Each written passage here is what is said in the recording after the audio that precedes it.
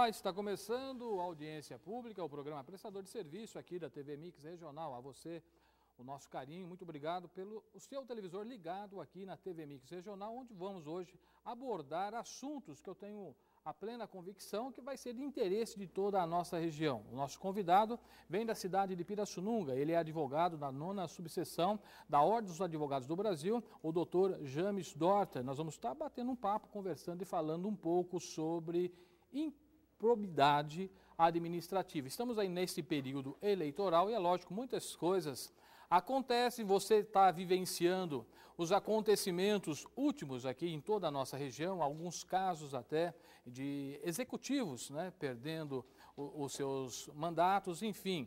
Vamos ver que a improbidade não se enquadra só no cargo eletivo, mas todo servidor público pode ser enquadrado nessa legislação também. Doutor James, obrigado por ter vindo, seja bem-vindo e ter aceito o nosso convite, estar aqui esclarecendo, batendo esse papo, nesse momento, falando sobre esse assunto e, de repente, podemos aí também dirimir outras dúvidas dos nossos telespectadores. Muito obrigado por ter vindo, seja bem-vindo. Muito obrigado, Paulinho, pelo convite que foi feito aqui. Bom dia, né, inicialmente, aos nossos amigos telespectadores da TV Mix Regional. E é um prazer estar aqui com vocês e o que nós pudermos trazer de conhecimento para o eleitor que nessa época de campanha política, né, que vão escolher os novos prefeitos, vereadores dos municípios, é muito importante as pessoas saberem quais são os atos, quais são as condutas que os agentes públicos têm que ter perante a coisa pública. E é muito interessante, a gente vai trazer algumas informações para as pessoas poderem conhecer e poder escolher melhor os seus candidatos.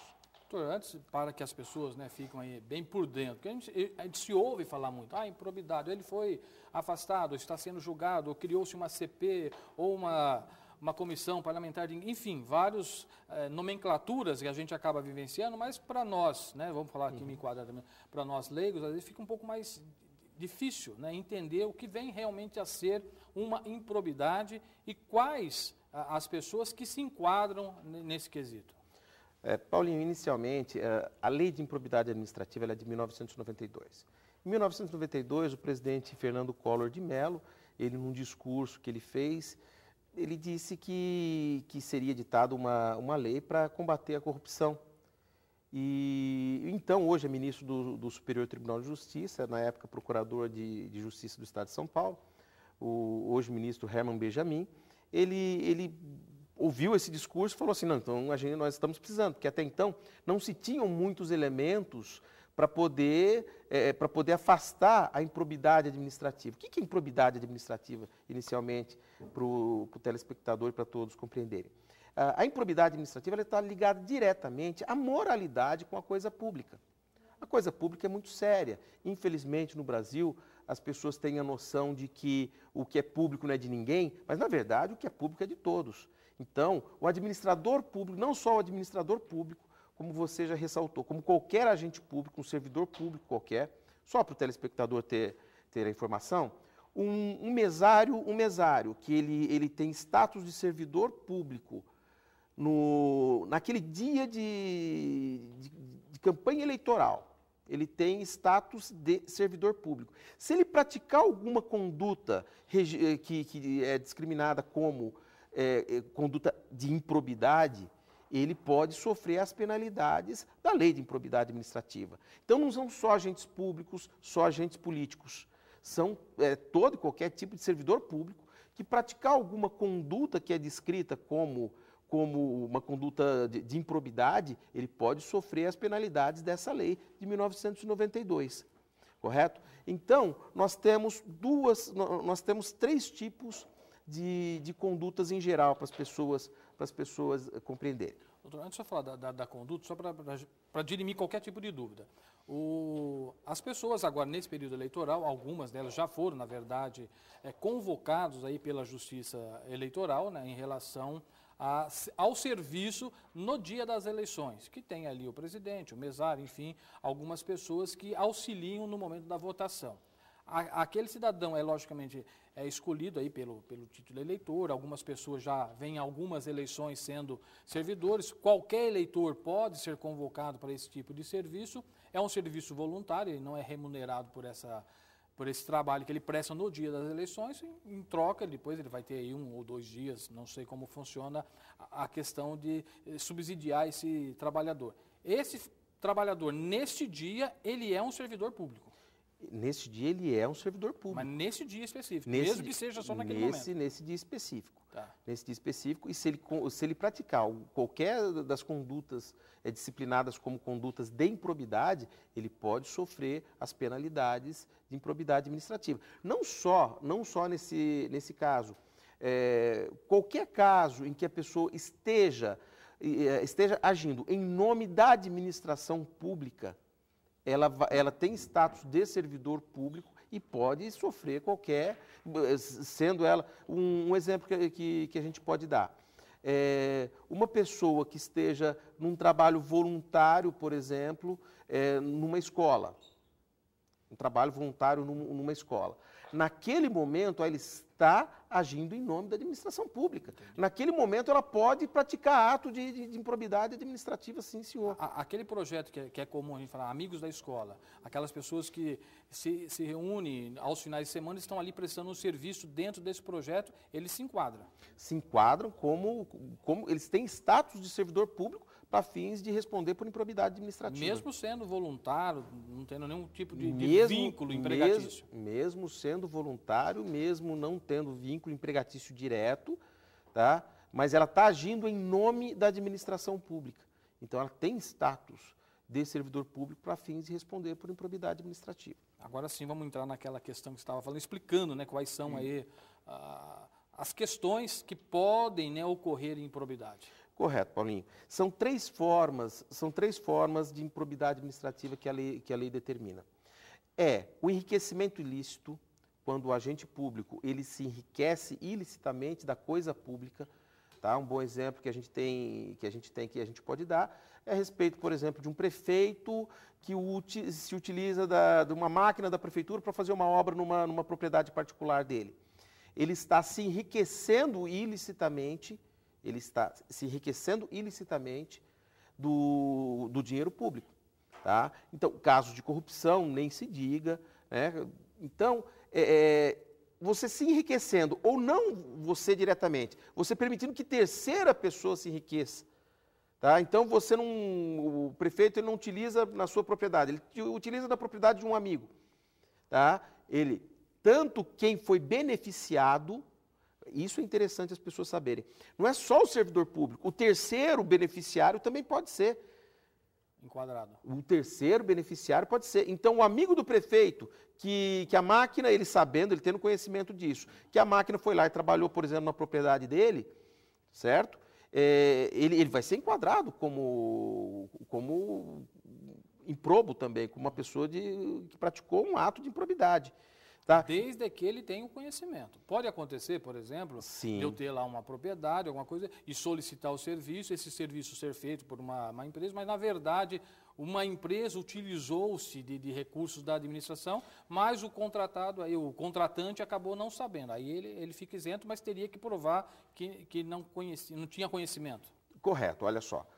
Para fins do artigo 9º da Lei de Improbidade Administrativa, que é o enriquecimento ilícito, que discrimina as modalidades de enriquecimento ilícito, tá?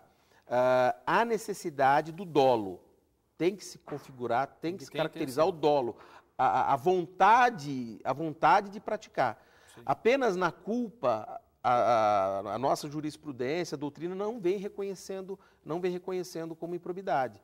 Tá? A pessoa foi, ela não tomou os cuidados, ela não tinha, ela deveria até saber, mas não sabia. Tá? Então, há necessidade que realmente a pessoa saiba disso.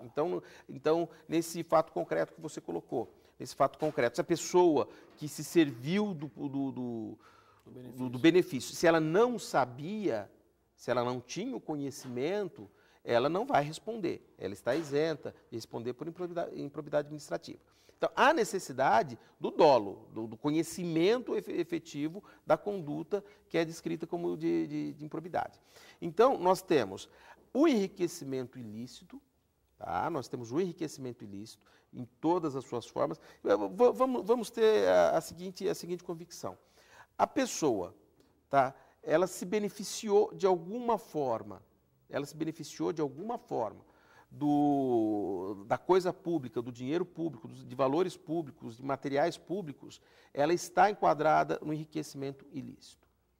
A segunda modalidade é o dano ao erário público, ou seja, a pessoa, o agente, ele não se enriqueceu com aquilo, mas ele causou um dano ao erário público, certo? Nós temos exemplos de agentes públicos, por exemplo, perseguição no serviço. Tá? Então, seja um agente político ou não, seja um prefeito, um vereador, que venha perseguir um funcionário público, na verdade, acaba funcionando da seguinte forma. Quando o funcionário público ele vai acionar na justiça, ele aciona não a pessoa, ele aciona o poder público. Então, quem vai pagar uma indenização, por exemplo, por uma indenização de danos morais, pelo fato da pessoa ter sido perseguido, não é o prefeito, não é o vereador, não é o secretário, não é um superior. Sim, é o poder que ele responde. E daí esse poder ele vai acionar a pessoa que causou o prejuízo. Então, existem esses casos que você... No caso é de uma hierarquia, né? Tem um funcionário ali que hierarquicamente falando, o superior a ele, se cometeu algum tipo de assédio moral, enfim, de algum dano aquele funcionário foi orientado e acabou entrando com uma ação na justiça para coibir essa atitude. Quer dizer, o funcionário que ocorreu aí, no caso, o assédio moral, não o que sofreu, mas o que cometeu é que será responsabilizado. Ele será responsabilizado de que forma? Na verdade, você aciona o poder. Então, você aciona, por exemplo, nesse caso, nesse exemplo que a gente está dando, você aciona a prefeitura. Tá? A prefeitura que vai indenizar, a prefeitura que vai pagar. E daí a prefeitura que tem que cobrar da pessoa que causou esse dano ao erário e através da ação de improbidade administrativa. Que nesse caso pode ser uma demissão, um ressarcimento aos cofres, quais seriam as penalidades ou cada caso é um caso diferente? Hoje, os nossos tribunais, eles, inclusive, houve recentemente, em 2010, houve uma alteração na lei, onde você pode aplicar as penas em conjunto ou separadamente. Tá? Então, o julgador ele vai ter que usar de uma ponderação.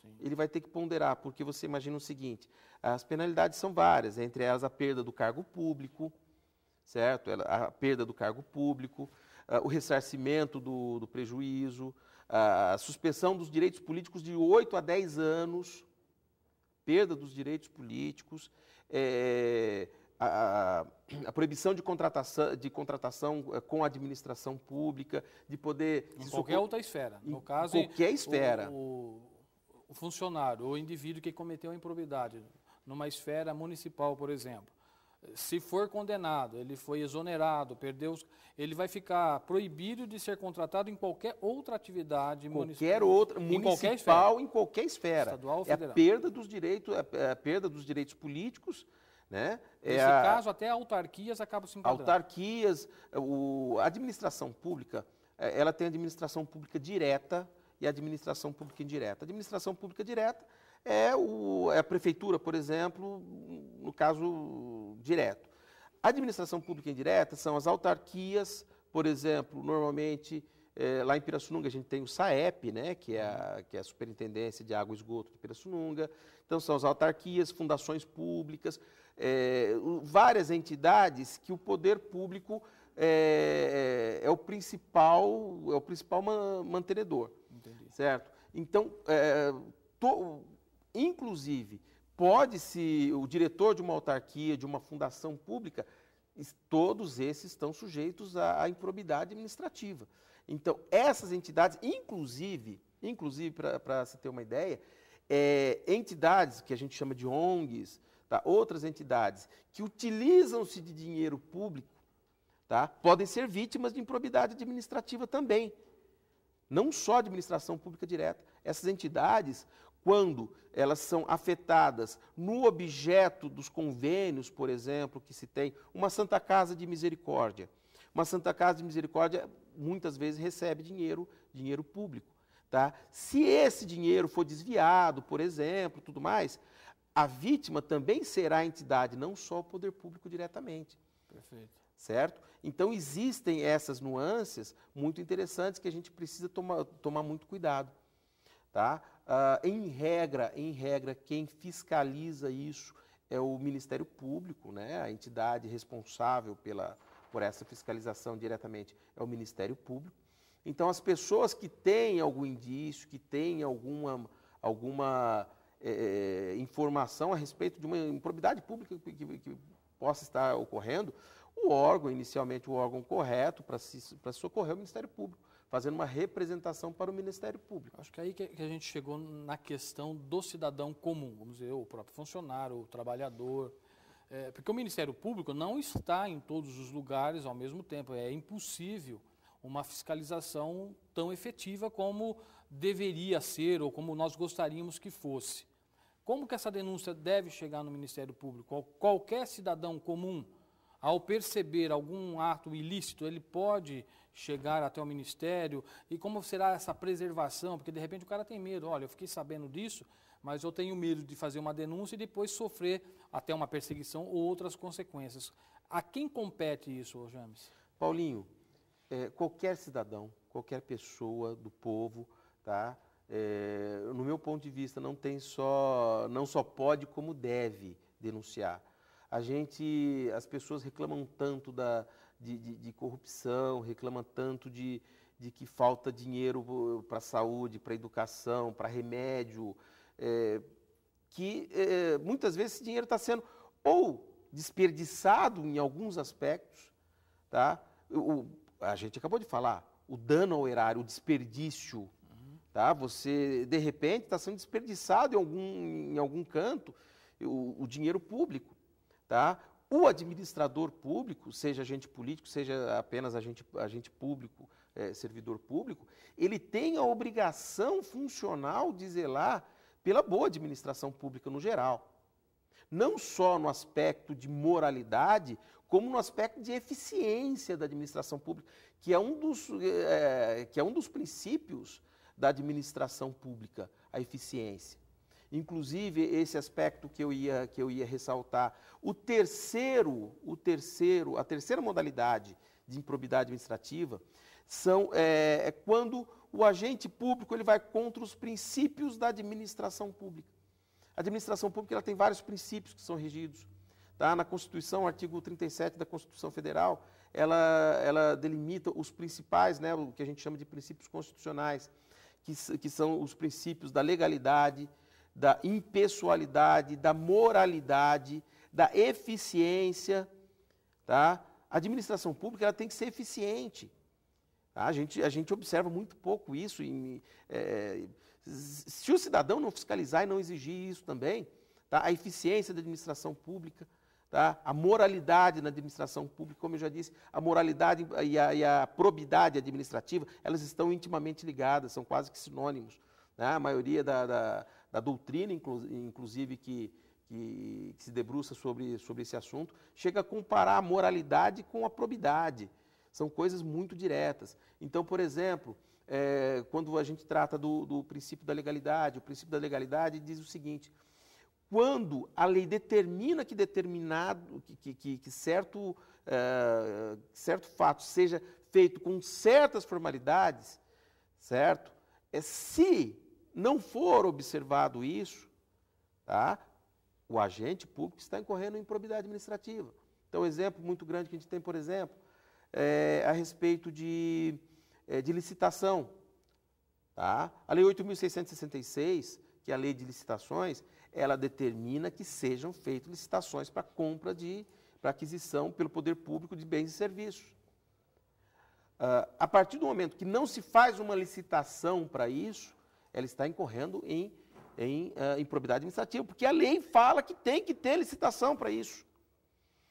Quando se vai iniciar uma obra pública, por exemplo, você tem que ter você tem todas as legalidades, toda a legalidade, todas as formalidades que você tem que ter os alvarás de construção, você tem que ter os alvarás ambientais e tudo mais. A partir do momento que um administrador público, que um agente público deixou de observar essas formas da lei, ele está incorrendo em improbidade administrativa. João, para ficar claro, né, já que falamos também de autarquias e até de entidades que acabam fazendo, através de algum tipo de convênio, recebendo, né, dinheiro do erário público, ou seja, do município, ou da esfera estadual, ou mesmo federal, você deu o exemplo até da Santa Casa. É lógico que a gente está aqui e estamos, né, falando também um pouco ali para a região de Pirassununga, só para que a gente possa entender. É lógico que não é a pauta do nosso bate-papo, mas eu acho que para esclarecer. A Santa Casa, é notória, a gente está percebendo, você também é de Pirassununga e sabe, está correndo o risco até de uma paralisação através dos funcionários, que inclusive ontem à noite fizeram uma reunião entre os funcionários. Houve aí uma participação, a Santa Casa já emitiu uma nota oficial em relação a essa questão da possível ou não greve, né? Se houver um acordo, é logicamente que não ocorrerá greve. Se não houver um acordo dentro do que os funcionários estão trabalhando, poderá haver uma greve aí a partir do dia 23, né? Que seria uma segunda-feira. Nesse quesito, nós não vamos falar nem questionar se vai ou se não vai ter a greve. Dentro desse formato, a administração do hospital, ou o próprio funcionário, que acaba, às vezes, houve um acordo, mas que acabou aí motivando a greve, mesmo sendo julgada indevida, nesse caso, se enquadra em improbidade em algum quesito ou não? Aí seria uma outra questão. Paulinho, eu vejo da seguinte forma, tá? Um parecer pessoal meu. Nesse aspecto não cairia em improbidade administrativa pelo seguinte. A Santa Casa de Misericórdia, ela é uma entidade de personalidade, tem personalidade particular, tá? Ela pode prestar serviços, tá? Públicos, que seriam públicos, como o pronto-socorro, né? O pronto-socorro, existe convênio da Prefeitura Municipal de Pirassununga com a Santa Casa. Tá? Nesse aspecto, sim, a gente pode conversar alguma coisa do pronto-socorro se paralisar, porque daí está vinculado diretamente ao serviço público. Certo. Ao serviço público. Os atendimentos do SUS, de certa forma, você tem que olhar com muito cuidado, até pode ser enquadrado como improbidade administrativa, se faltarem esses serviços e se a remuneração que estiver sendo paga, de alguma forma, não estiver de acordo com o convênio, tá? Mas a administração da Santa Casa é totalmente diferente, porque lá em Pirassununga, especificamente, que você tocou no assunto, tá? Lá nós temos o plano de saúde da Santa Casa, nós temos privado, né? que é privado, nós temos o atendimento particular, que se alguém chegar lá e quiser ser atendido particularmente, tudo mais, utilizar, ele paga separadamente. Nesse caso da Santa Casa em si, não.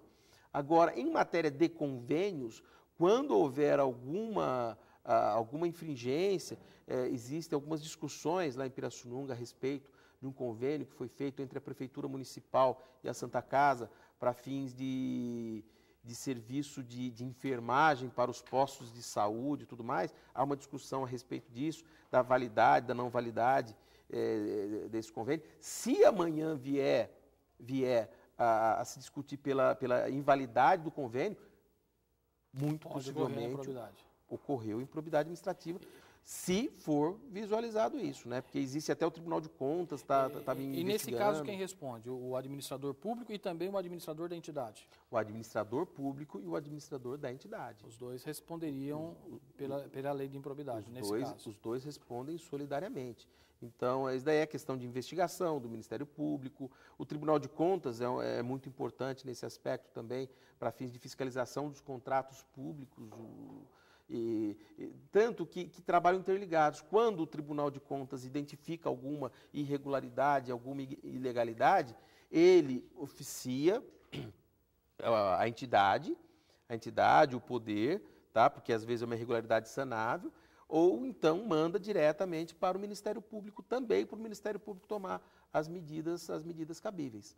James, como nós estamos aí já próximo do fim do programa, parece que meia hora é muito tempo, mas você vê que passa muito rápido. E como esse programa tem, assim, como um dos seus principais objetivos a prestação de serviço, esclarecer a população, estamos aí nesse pleito eleitoral em pleno, já começou inclusive a campanha, em breve vai começar também através de rádio e televisão, o horário político, a partir do dia 21 de agosto, enfim, mas a campanha em si já começou, né? E é logicamente que agora a gente vai escutar muitas coisas, porque existe uma briga, né? Pela cadeira do Executivo e também a dos Legislativos, é lógico que a gente vai ouvir muita coisa, né, durante a campanha, esse para se promover, aquele para denegrir. Qual que é o papel agora, né, finalizando esse nosso bate-papo, do cidadão, do eleitor? Como é que ele vai saber discernir isso aí, o James? Porque é muito complicado, porque, na verdade, quando você conversa com o sujeito que está pleiteando o cargo majoritário de um município, quer dizer, ele está redondamente certo dentro das suas razões. O que você diria, que conselho você daria para o eleitor fazer esse discernimento? Aonde ele vai buscar subsídio para poder escolher com clareza o seu candidato? Aqui nós não estamos fazendo menção a nenhum candidato, escolher esse ou aquele, mas como que o eleitor vai saber fazer esse discernimento, na sua opinião? Paulinho, o professor Mário Sérgio Cortella, que é uma pessoa que eu admiro bastante, né, um filósofo, professor da PUC, ele faz a seguinte distinção, ele tem até um livro muito interessante, né, dele, subscrito também com o Janine Ribeiro, dois filósofos fantásticos. Ele diz o seguinte, que na Grécia Antiga, político, tá? Aquela pessoa que cuidava da coisa pública, cuidava da vida dos outros no bom sentido, né? De se cuidarem mutuamente, ele era chamado de politikó, é a raiz grega de político. Então, político era aquela pessoa altruísta que participava das coisas públicas, que eram presentes nas coisas públicas. E aquela pessoa que só olhava para o próprio umbigo, que só via a própria imagem no espelho, que não se preocupava com nada, era chamado de idioté, que vem de idiota. Ele até brinca, ele até faz uma consideração que ele brinca, né? Então, político era a pessoa que se preocupava com as pessoas. E idiota, a pessoa que não se preocupava com nada. Ele fala assim, a gente conseguiu mudar o sentido das coisas. O que eu posso falar, Paulinho, é o seguinte, o cidadão tem que participar da política e participar observando as propostas, observando o que realmente se pode fazer. Eu quero só até fazer mais. Por que eu digo isso? Porque agora no período eleitoral, principalmente nos espaços de rádio e televisão, o que o cidadão, o eleitor faz? Ele simplesmente desliga o rádio ou desliga a televisão porque não quer ver os caras falando. Mas tem que assistir e tem que ouvir, né? Para você poder fazer os seus discernimentos, ou não? Principalmente eu costumo brincar, né? Costumo brincar com o seguinte, o problema não é o político safado. O problema é o eleitor safado, porque o eleitor safado bota o político safado lá. Tá? Essa é uma comparação que a gente faz, porque aquela pessoa que troca o voto por uma cesta básica, troca o voto por uma dentadura, troca o voto por alguma coisa, ela está se prejudicando. Porque você presta atenção numa coisa, a gente trabalha no Brasil, a gente trabalha 4 meses no ano para pagar imposto. Então, tudo que se faz com o dinheiro público foi nosso.